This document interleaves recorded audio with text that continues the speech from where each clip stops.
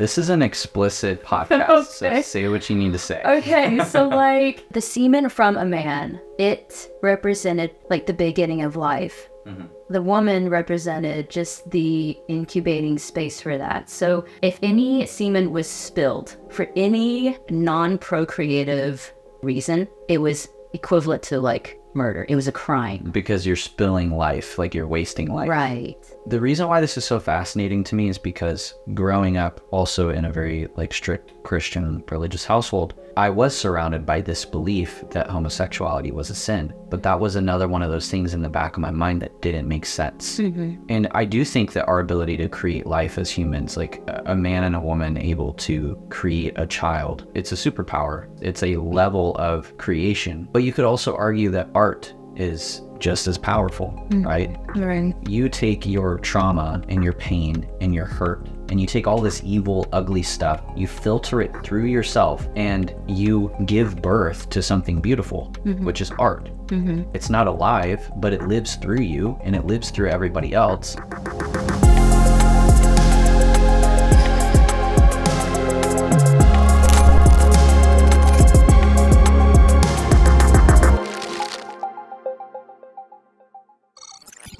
Well, Meg, welcome to Question Everything.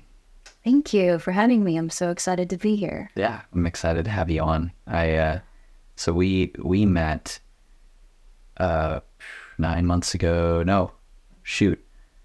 It was like 11 months ago, something like that. Pretty soon after Cole and I moved here. And hey, it's me from the future. There's a lot of distorted audio in this episode because our microphones were acting weird. Didn't know until we were done recording. So there's a couple times where we sound like robots. If you want to pretend that we're robots, that's cool. Maybe we actually are, because AI is really convincing nowadays. So have fun with that and enjoy the rest of the episode. Yeah. She was opening for Carly Hansen and you took photos for her graciously. And that was like super cool. And my vibe right off the bat was like, this chick's cool. Oh, thank you. So, yeah. Thank you. When I was thinking about the first few people that I wanted on the podcast, I thought about people that would really like set the stage and kind of like give people a good introduction to the vibe of the podcast, but also give people an idea of the types of people that are going to be on the show for episodes to come. And it's really like entrepreneurs, creators, spirituals, like people like that. And so you kind of fit all three, which is interesting. So I'm curious, like, if you were to describe yourself and what you do, how would you do that? Oh, man. Okay, so I would say human, queer. I am a maker of art, Yeah. a person of faith.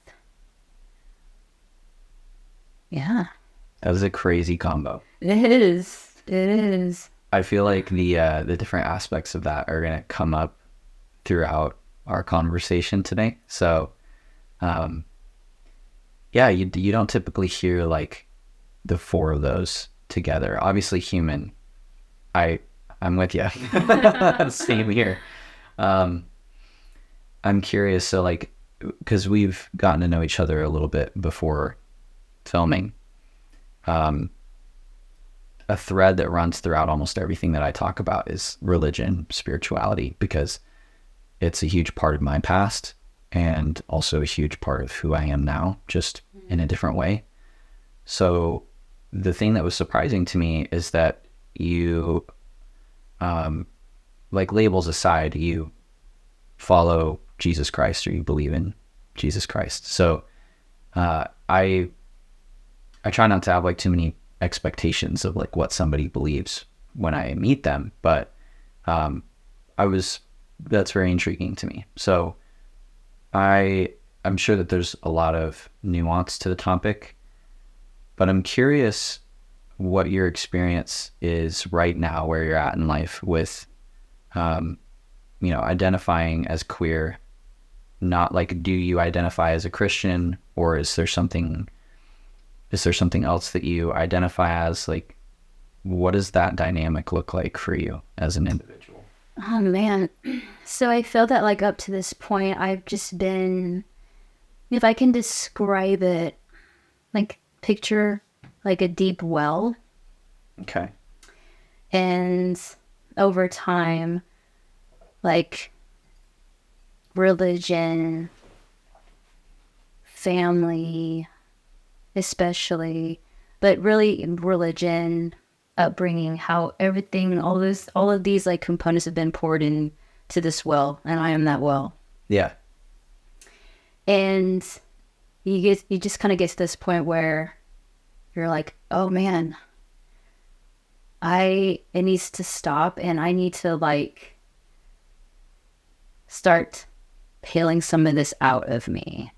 I wish that I had a picture to just expedite the process and just, Yeah, like you could physically take it. I feel like Yeah. I've been given like a teaspoon, and I'm having to just Oh, um kind of like Just- look and see the stuff that's floating around in the Yeah, teaspoon and be literally. like, oh. yeah, and it's taken me a long time to get to this point of not deconstructing my faith, but more like kind of rearranging and reconstructing some things in ways that I felt that I didn't, or I couldn't, or I wasn't allowed to. Yeah. And so yeah, it's been a wild ride. I'm a sucker for analogies, so that's like, that was a good move. Thank you. I was like, how can Yeah. how can I describe it in like just that? Yeah, the visuals are really powerful for me, and I know that a lot of people that like watch my stuff, I attract them with analogies. Like that's how it works. So the well thing is really interesting. You said that not really deconstructing your faith, but just reconstructing other aspects of your life. So like what? Right. Because I know a lot of Christianity is very challenging for queer people, let alone everybody else, I think, in some ways. Yeah. And so I'm curious if, like, what does deconstructing mean to you? And if you feel like that's not what you've done, like, what does that process look like if you're reconstructing other things? I feel that when people think of like deconstruction, it's just a complete undoing and stripping away of what was your foundation. And Interesting. and then for me, in my case, I feel that I'm not at a place where I don't have to do that, because I know for one thing, there are still like elements that I still cling to and I still have hope in, as far as what I was taught about Jesus walking on this earth. Yeah. And healing people and performing incredible miracles and being born in a little bar, just very like beautiful stories and values that I still hold to my heart very closely. That I don't doubt, and I still very much believe in that. So that has remained a part of your foundation, like you said. Yes. Yeah. Gotcha. Okay. So what hasn't remained a part of that foundation, or what wasn't a part of the foundation at all? Because that's thinking about like paling water out of a well, right? Really figuring out, okay, I'm this well and people have poured this stuff into me. This happens with like family, this happens in school, it happens everywhere in society. It's like we kind of come into the world with some things that are inherent to us even as babies, but then most everything else is something that we soak up from the outside. Right. Or something that's poured in from the outside. Yeah. And so it's hard to like know, okay, what was the foundation before that I've kind of taken away, or was it all just piled on top, and that the foundation was always the same and it hasn't changed at all? So like, what things have changed, and do you feel like that was part of your foundation or not? I feel that if I can, again, I'm gonna use another analogy. Let's go. All right. So, like, I feel that since I was a child, I always knew that I was different and that I liked girls. And so I feel that, like, over time,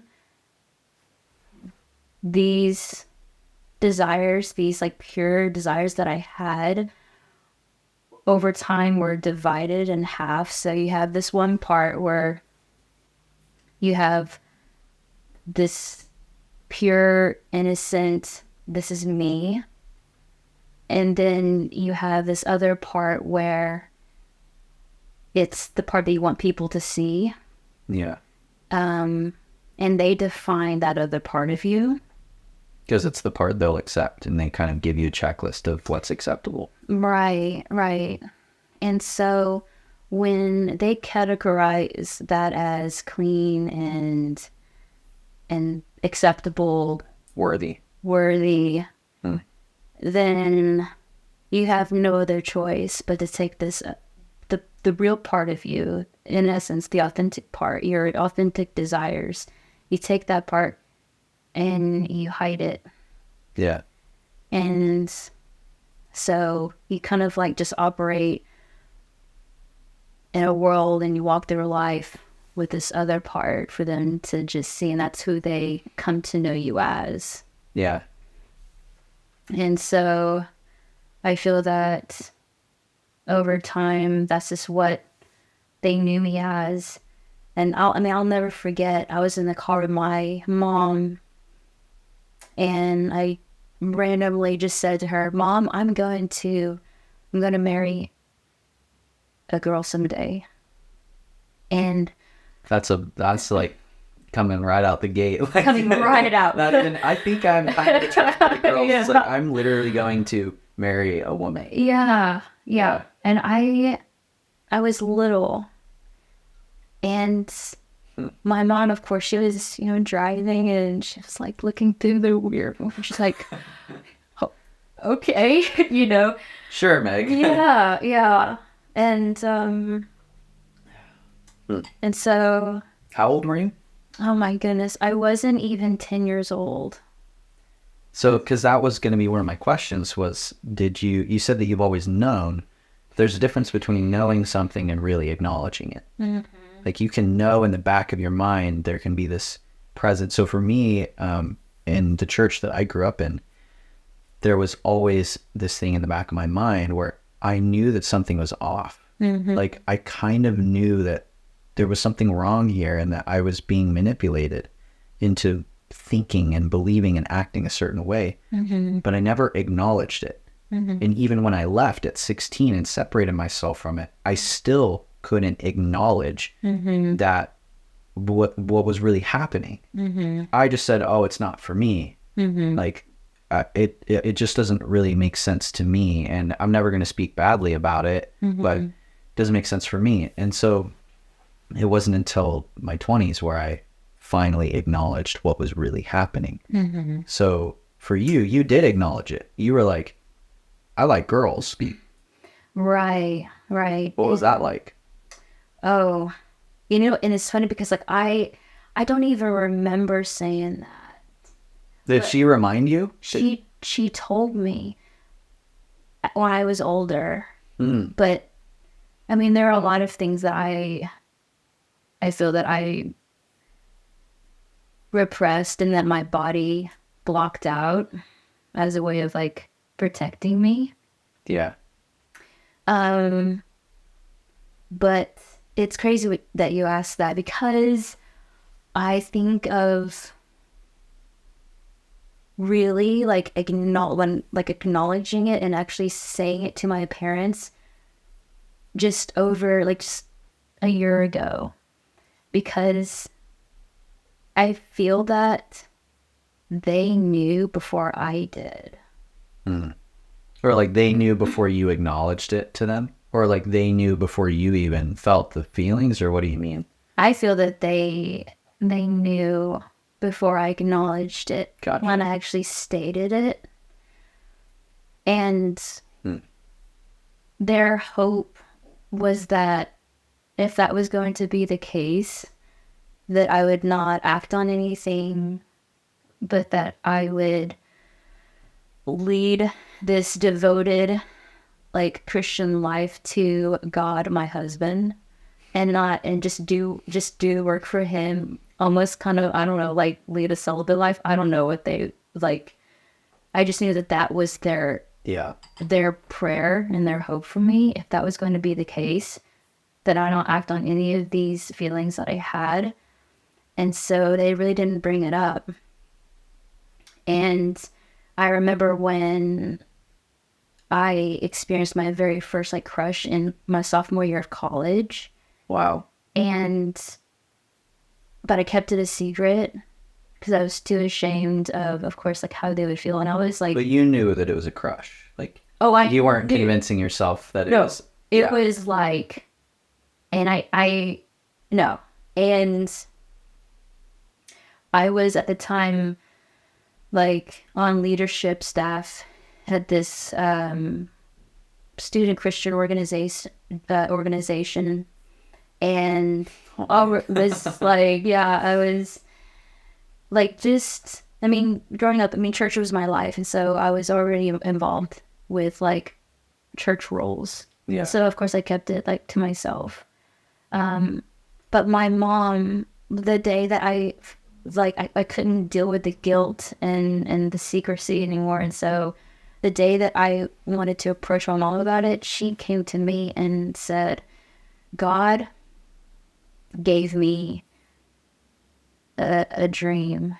He gave me a vision about you. And I saw this other girl.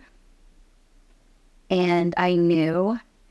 And of course, I cried, and I just felt so kind of like powerless. Was it hard for you that you didn't, like, do you feel like it disempowered you a little bit to not be the one to say it? Almost like she was saying it first, and so it kind of like... Yeah. And so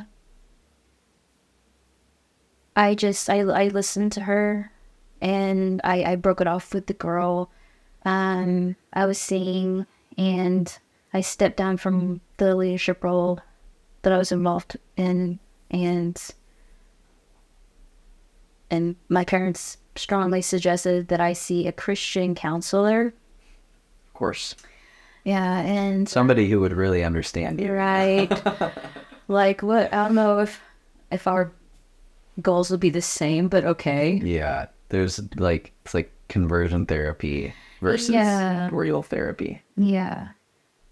And so when your mom, when she like said that she had that dream or whatever, she was basically saying like, she was saying that it was wrong, and for you to be acting on that, and like, because the way it seemed like you were saying that she said, hey, like I had a vision basically, and like I saw that you were in love with the girl, but she said, what exactly did she say when she brought this up to you?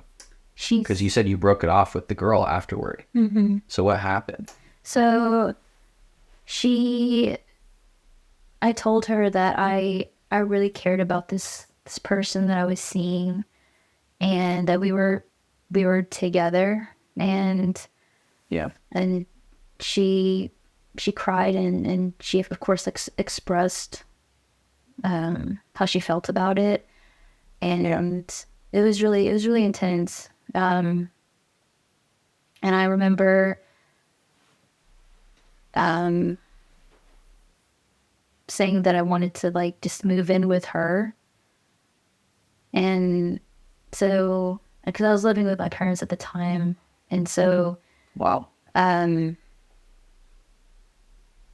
but I felt so guilty. I felt so ashamed.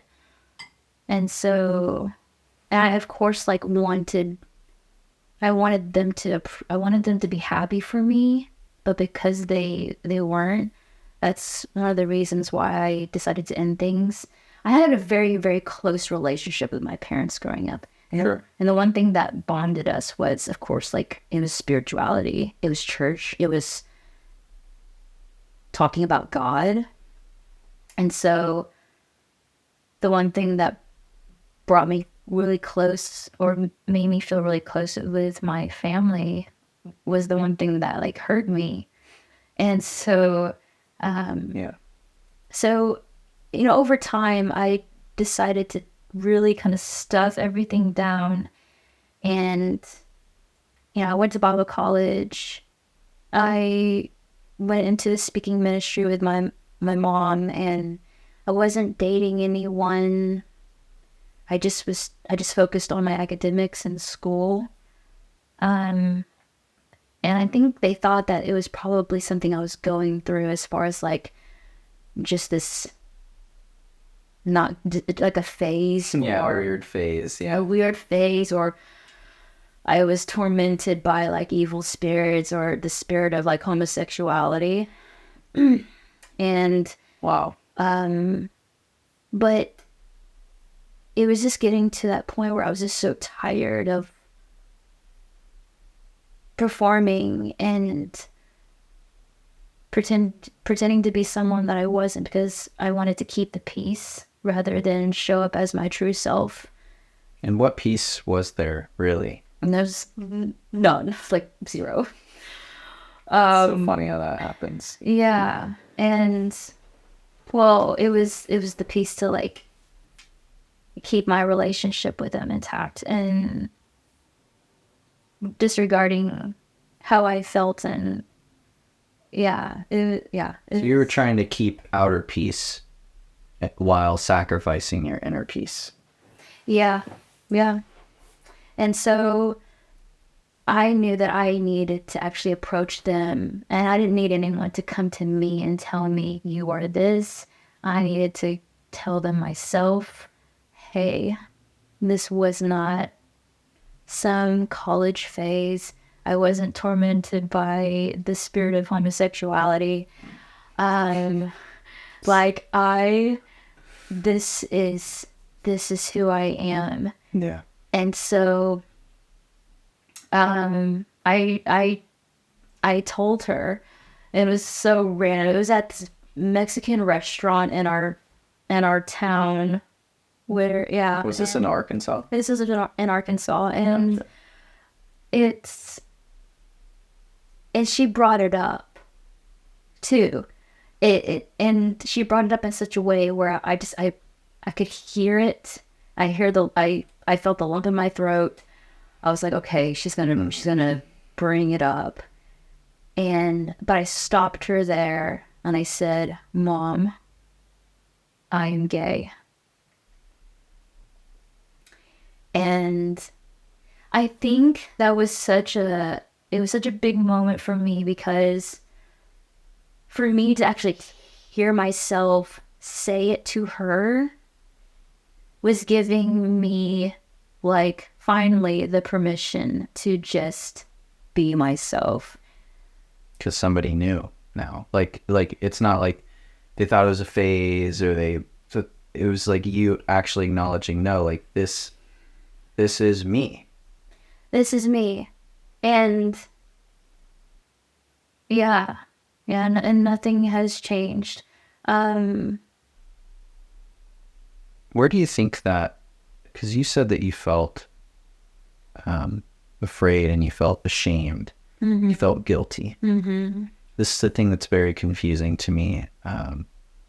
It's perplexing that like any queer person could remain a Christian. And I know that before, like you had mentioned that you don't technically identify as a Christian because it has a lot of like, it's a label, right? Like being a Christian is a label, Right. Just like being queer is a label, right? So like you have to be very intentional about what you identify as. Where do you think that guilt comes from? Like, what part of the well have you paled out that you, like, how do you separate your faith in Christ from the thing that made you feel guilty in the first place?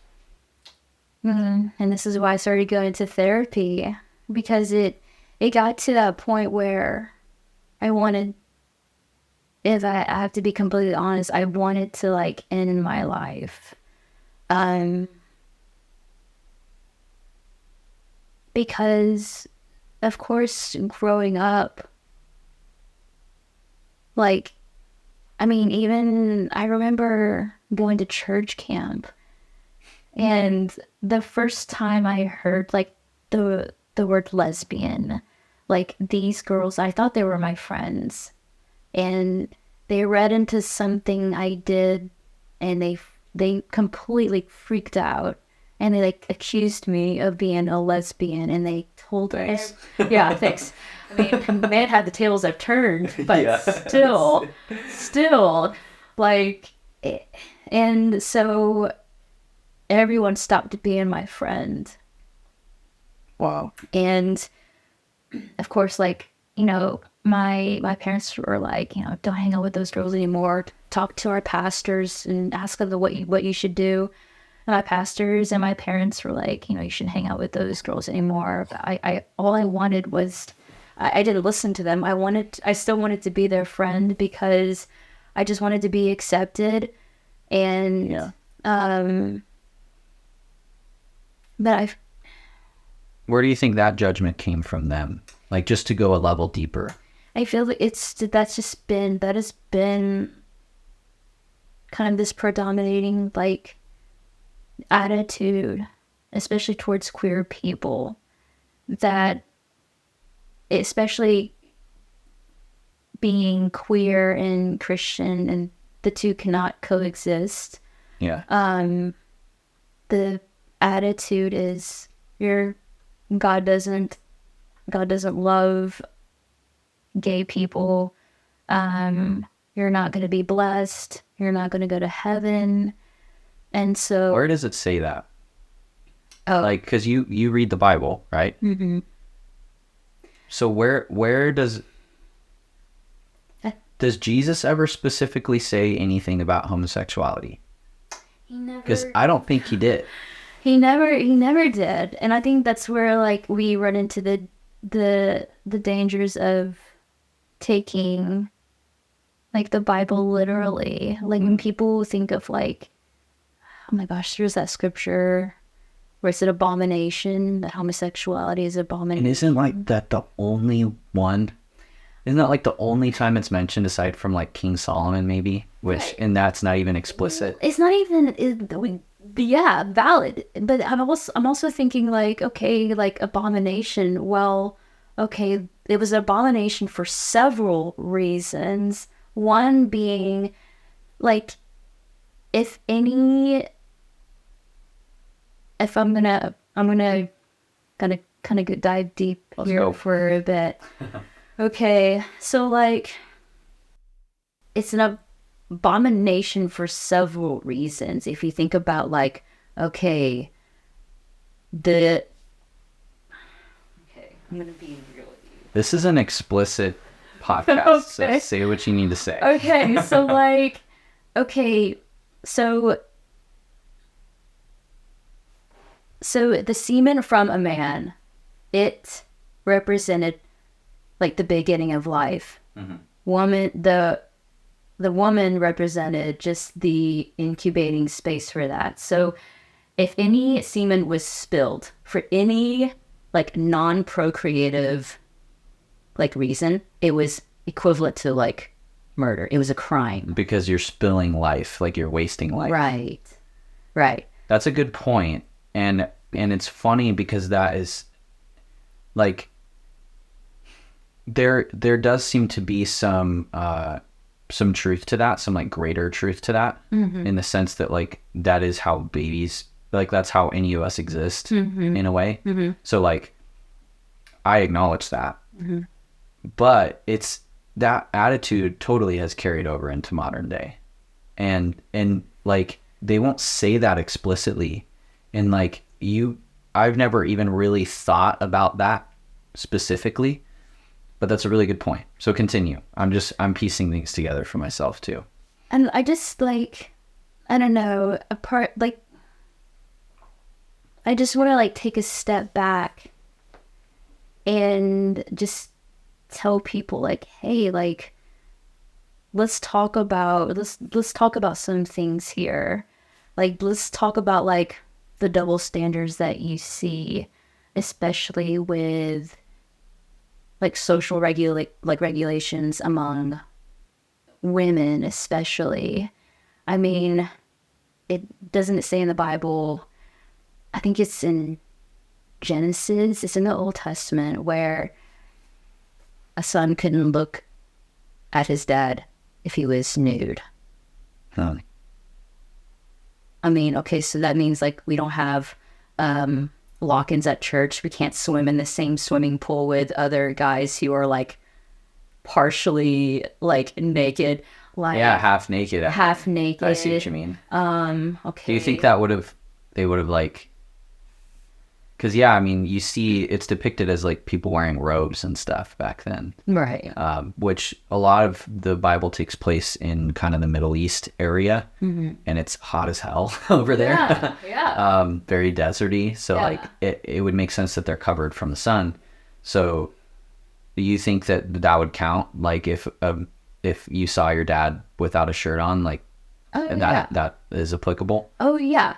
Or that's a good point. Let's talk about women and their marital status. I feel that Paul, no offense to Paul, like I know that God used him in incredible ways, but he was also imperfect. He was human, just like us. And so I would love to have a conversation with Paul about some of the things that he talked about in regards to women's rights. I mean, women didn't have any rights at all. Any rights. I mean, like a married man could go sleep with an unmarried woman and he would be fine. But then they would call that child a bastard. A bastard. Which is funny because it's like,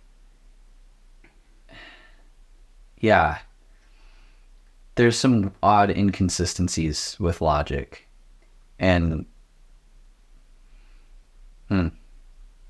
because, yeah, I wanted to kind of like dig into where this belief even comes from of like homosexuality is a sin. Like, considering it an abomination, like we also got to think about this was earlier on in human history, and like life expectancy was lower because there was a lack of modern medicine. The chances of like disabilities and things like that were probably much higher due to, a lack of like clean water and all sorts of stuff. But we were so focused on like reproduction. Like people had children with their children sometimes thousands of years ago. So it would make sense that there's this belief of like, oh, any amount of semen that's spilled or wasted is an abomination. Like if it can't be put to use, then you're sinning. Because there's also this idea of like, and I do think that our ability to create life as humans, like a man and a woman able to create a child, like that is kind of it's a superpower. It's a level of creation. But you could also argue that art is just as powerful, right? Right. Like the ability to, like you take your trauma and your pain and your hurt, and you take all this evil, ugly stuff, you filter it through yourself, and you give birth to something beautiful, which is art. Mm-hmm. So yeah, it's not alive, but it lives through you and it lives through everybody else. Yeah. So that the reason why this is so fascinating to me is because growing up also in a very like strict Christian religious household, I was surrounded by this belief that homosexuality was a sin, but that was another one of those things in the back of my mind that didn't make sense. To me, I'm like, who cares? Like, why is it that big of a deal? And I was never able to really like acknowledge that until later, but it was something that never resonated with me, because it just seems so silly. So I'm glad that you brought up the like physical ramifications of that and the perspective from back then. And I think that matters. I think you're right. There's a lot of people that take it way too literally, and that causes them to it's just ridiculous in my opinion. But I'm curious what your thoughts are on the other part of the equation, which is that if homosexuality is a sin and your sexuality is not a choice, it's something it's a part of you.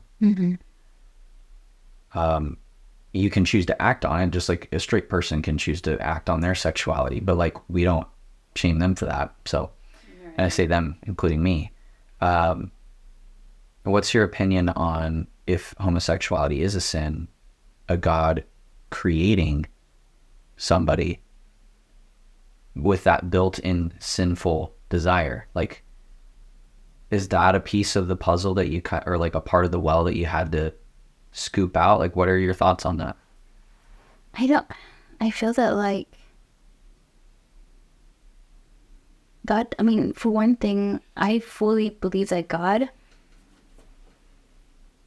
doesn't make mistakes. He fashioned me the way I was meant to be. And so I don't believe that I just don't, I don't know. And these are questions that I'm still working through. The journey never ends. And so I'm just getting to that point where I'm feeling okay to like ask those hard questions, but unfortunately they don't come with easy answers. Yeah, it's the teaspoon thing. It's the teaspoon thing, yeah.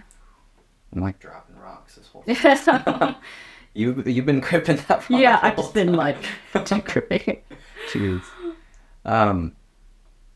Those questions are like, asking a lot of those questions is what led me to the perspective that I have now on religion as a whole. And there were a lot of things that I thought were going to be a part of my foundation forever that I've now come to a place where I see it differently. I mean, and that's even coming from, well, in the language of Christianity, there's this passage, I believe it's in 1 Corinthians, where it talks about how you can't feed a baby like solid food. They can only like receive milk at that time, but over time, like their taste buds will change. And they'll grow teeth. Kind of a little detail that we, yeah. And so, with that being said, like, we're Christians, all of us humans, we're changing. We're not going to be drinking milk our entire lives. Yeah. So you think that asking these hard questions is just a process of like kind of growing teeth and learning how to bite off some bigger chunks. Yes, yeah. And I think, and I'm so grateful that I am where I am, because I think it can be scary at times, the uncertainty, but I also have a peace too, to keep seeking and to keep reaching, instead of just being stuck with one answer. Like, oh, the Bible says this, so it's true. Like, as long as I pray to Jesus, I'm never going to have like any problems. I'm never going to have pain. And so for me to be where I am, like I feel like I have this, like a deeper access to God in a way that I didn't before. Because now I'm in a place of, man, I want to know more. And I feel like I've put him, God, the divine creator, whatever, I've put God in this box for the longest time. And he breaks that. He breaks those barriers. And yeah, it's a really beautiful experience to have those hard questions. Yeah. You said putting God in a box, which the imagery of that resonates with me because in a way, that's what religion seems to do. Mm-hmm. You have all of these religions all over the world, mm-hmm. and they all think they're right. Mm-hmm. And isn't that so funny that like everyone knows that every other religion thinks they're right, but they still think they're right. And it's like, yeah. we have the truth. Really? Yeah. And so like there are so many things in different religions in the past. And science is the same way. Because it seems like science and religion are always fighting, when really I think they have two pieces of a puzzle. Mm-hmm. That's greater than we can imagine. But, with science, religion, we find that certain things that were taken as truth before turned out to just be personal opinion or a misrepresentation or a misinterpretation. Mm-hmm. And it's not like everything is like that, but there are a lot of things that we thought were true or factual, and they just turned out to not be the case. Mm-hmm. And so humans create these boxes because God is such a grand concept, and like God is so beyond us, whatever that even means. Like, because I believe in God in my own way, but I've never seen a man in a white robe like come down to me and literally, I could convince myself that I have.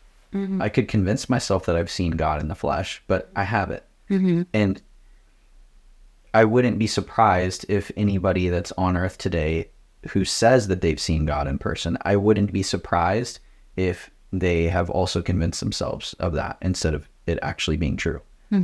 But I also am open to the idea that they actually have. So like putting God in a box is kind of what religion is really good at. It's putting constraints around our ability to conceptualize divinity. Right. And so when you ask these hard questions, you start breaking down the barriers of this box. Right. So yeah, it's really important to do that. And that's kind of the whole point of this podcast, is to not just for religion, but everything else, just to question everything.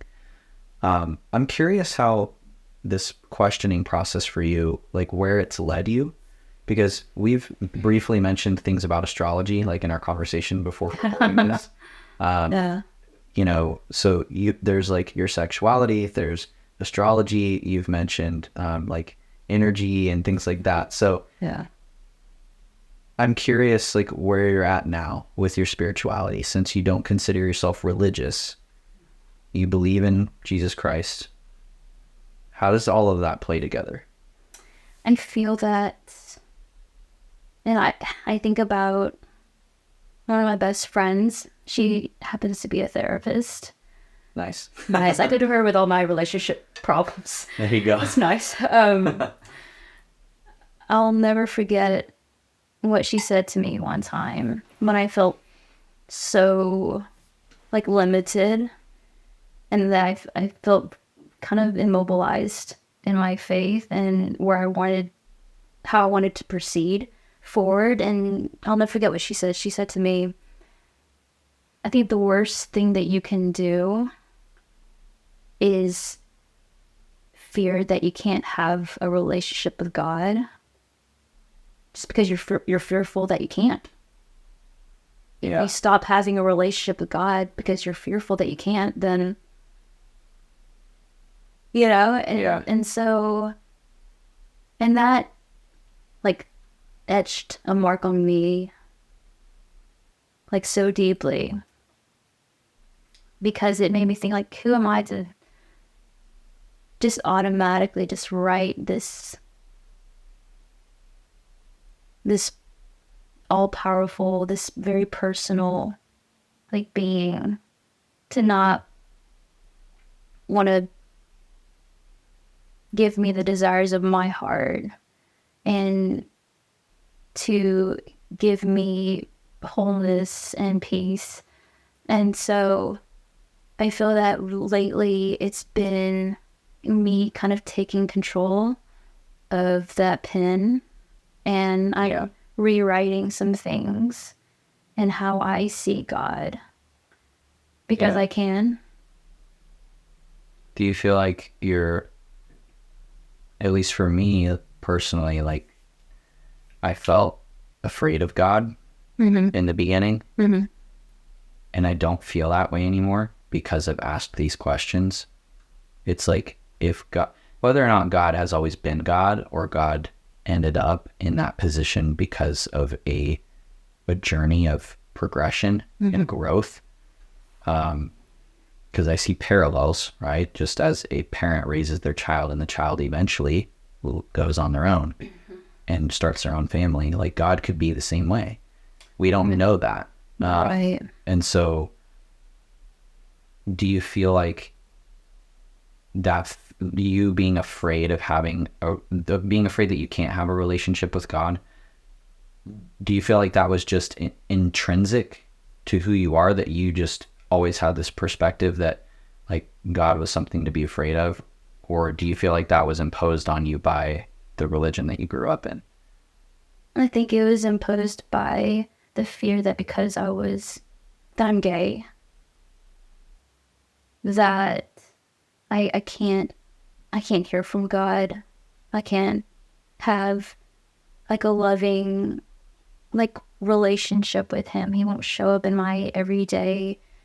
But you know, I look back at that moment in my parents' living room where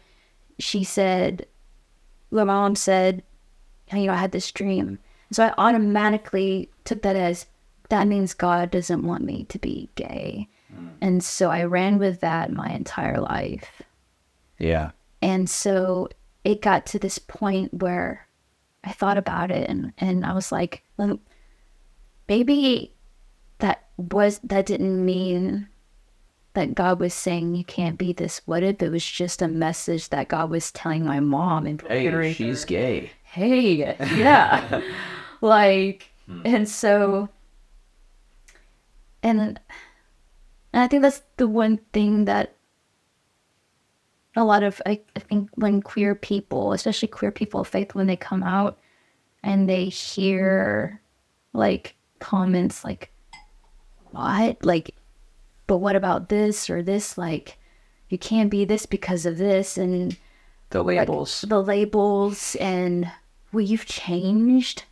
Like, and this was all a lie. And I can't, I think back on like really significant moments and opportunities and experiences that were real, where people came up to me and were like, man, thank you so much for sharing this. It really touched me. And I mean, it could have been like in a religious space, like church, whatever. Like, so I was gay then. Yeah.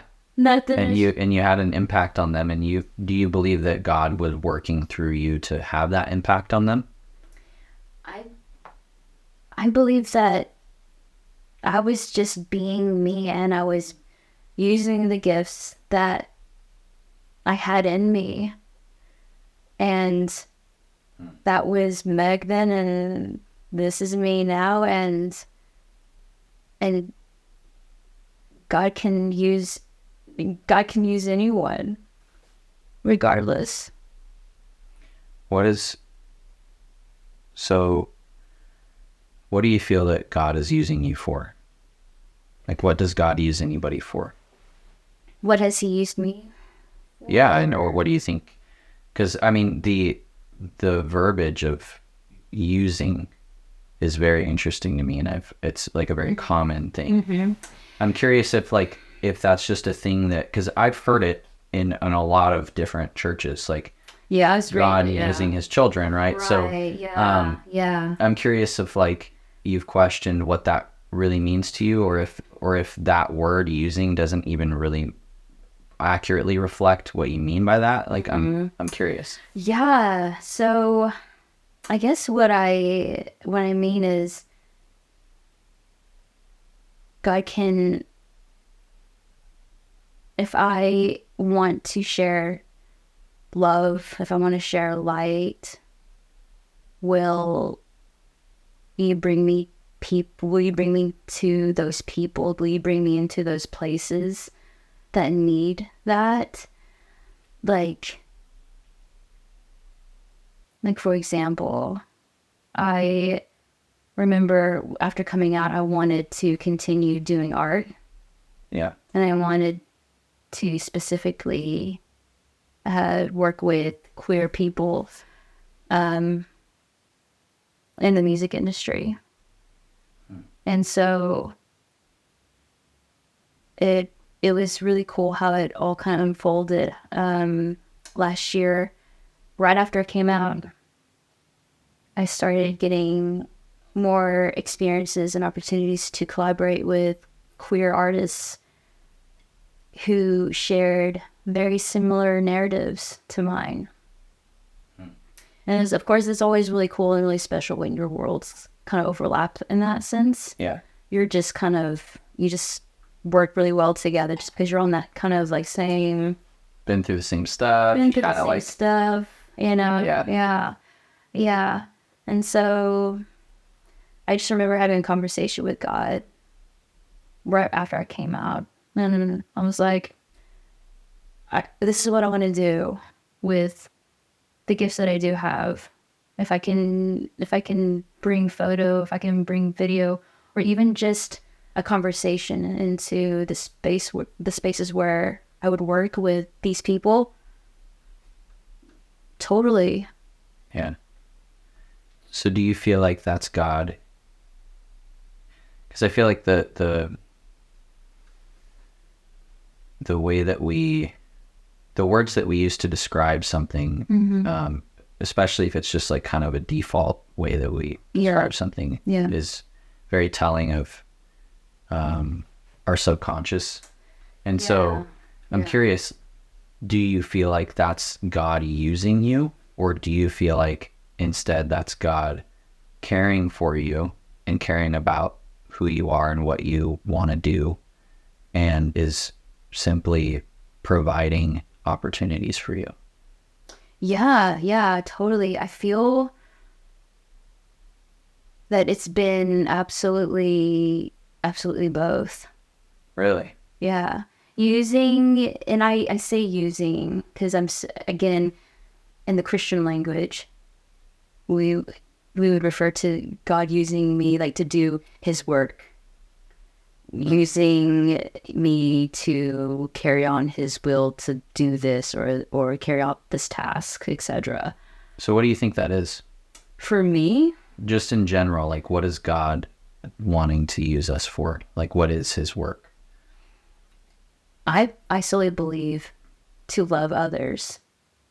That was the commandment of Jesus, was to love our neighbor.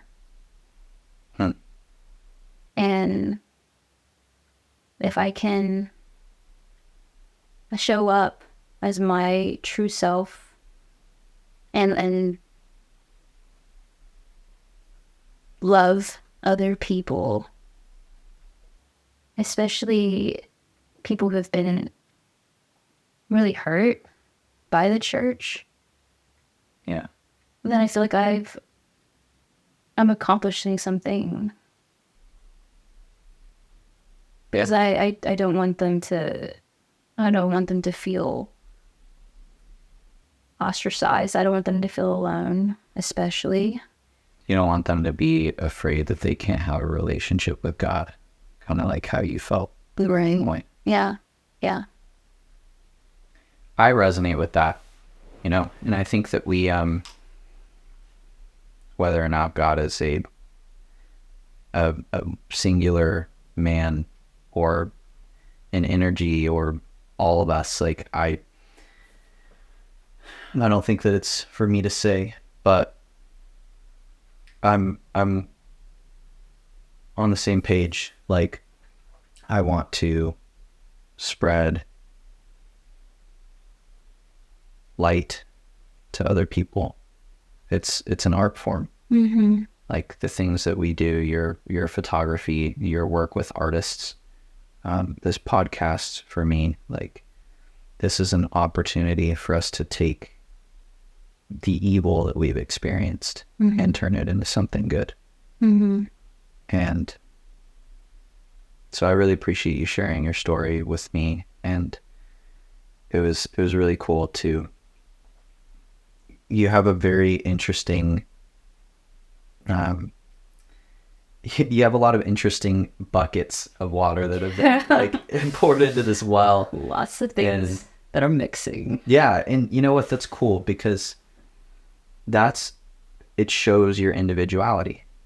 Like that's the goal, right? Is to just be 100% you, and that a lot of times means dropping labels that have a constructed identity already. Which is why when we were at brunch earlier, like you had mentioned, I don't classify myself as Christian, because that means certain things, including thinking that homosexuality is a sin. So you're a follower of Christ, you're a photographer, you're queer, you're human. Is there anything else that you'd like to say as kind of a final thought, maybe to other queer people of faith, or even queer people that really just anybody that's gone through a difficult situation with religion? Like what advice would you give them? That no one can tell you how you're supposed to feel.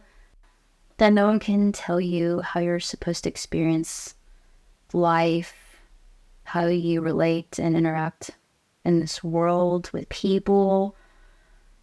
And that no one can tell you how your relationship with God is supposed to look like.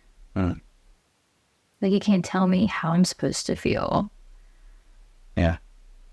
And that it takes time. I know that we want an immediate antidote. We want all the answers, of course, by, tomorrow maybe. Yeah, that would be nice. Yeah, really nice, yeah. But you can't, and as someone who came out very late in life, yeah, you can't, it's easy to be discouraged when you see other people who are living their life so like just freely and nothing is anchoring them down. Yeah. And I look at them and I'm like, man, I want that. Man, why did I have to come out late? But when you begin, that's when you begin. You got to start somewhere. And if you started 2 weeks ago, all right, that's when you were supposed to begin. So I think there's a lot of there's a love and there's a lot of grace that you have to give yourself to remember that, okay, you started now. You're in the right place. You're in the right place. Now is now. And so just, yeah, it takes time. Yeah. Well, I love that. I think that's something that we all need to hear. So if people want to check out your photography or book you or just see your art, where can they find you? So I have a Facebook, but I feel that 90% of the people who validate me are my mom's friends. So I don't go on Facebook. Gotcha. I'm pretty active on Instagram, which is where I do a lot of my just sharing of just work and art. But you can find me at Meglin's Photo. Okay. I'll put it in the description so you can find you. Thanks for coming on and just being open and vulnerable like that. We talked about some heavy stuff today. Yeah, I'm surprised I I didn't cry. This is a record. Good job. This is definitely a record. Well, crying is allowed, but I guess it's if you don't have to. That's great. So, yeah, well, we'll maybe when the podcast blows up and there's a million people watching, we'll have you come on again. Heck yeah.